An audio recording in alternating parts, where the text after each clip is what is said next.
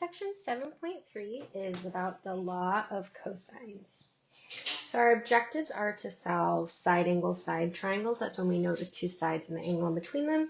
Triangles when we know all three sides, and be able to solve applied problems. So section 7.2 is about the law of sines, which was used to solve case 1, which is when we have a side angle angle or angle side angle triangle, and case 2, which is when we have two sides and one angle. The law of cosines is used to solve cases 3 and 4. Again, that's when we know two sides and the included angles, so side angle side, or when we know all three sides. So we're going to work through an example of solving a side angle side triangle, a side side side triangle, all using the law of cosines. So here's the law of cosines. So for a triangle with sides ABC and opposite angles ABC respectively, so remember, like, this is our triangle, we've got A, B, C is our angles, and then we've got lowercase c is the side, B, A. We've got c squared equals a squared plus b squared minus 2ab cosine c. So the opposite side, c squared, is the square of both of the other sides minus 2 times both of the other sides cosine of the included angle. And we're going to be given these on the exam, but we need to know how to use them. So we're given tools, but we have to know how to use them. So, like I said, the square of one side of our triangle equals the sum of the two squares of the other two sides minus twice their product times the cosine of their included angle, if we were going to say it in words as opposed to the assigned variables. So let's go ahead and solve a side angle side triangle. So I have a triangle A equals 4, B equals 5, C equals 50. And when I'm solving a triangle, remember what I want to do is I need to find all of the unknowns. So right now, if I was going to draw my triangle, just any triangle will do, I have A equals 4, but I don't know A. I have B equals 5, but I don't know B. And I have C is 50 degrees, but I don't know C. So I need to find side C and angles A and B. So we're going to use the law of cosines to solve this problem. So I know A and B, and I know C. So we're going to use this equation right here. And that's going to help us find C.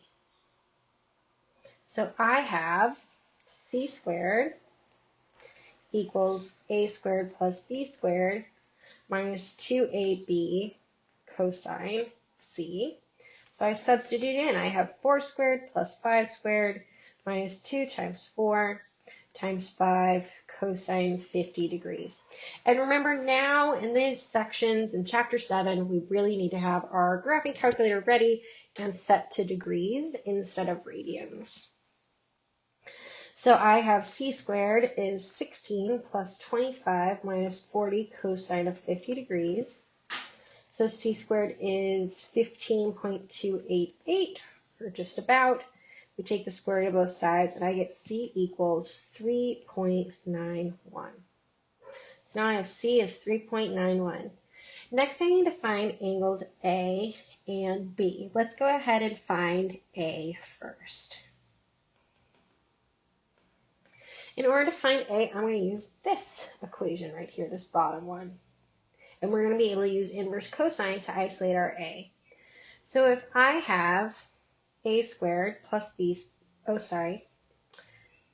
A squared equals B squared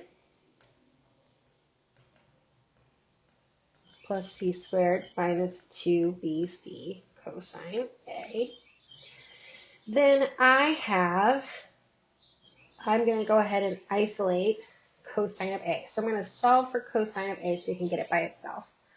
I go ahead and add this to both sides. So I've got 2 BC cosine A. I'm just shuffling things around.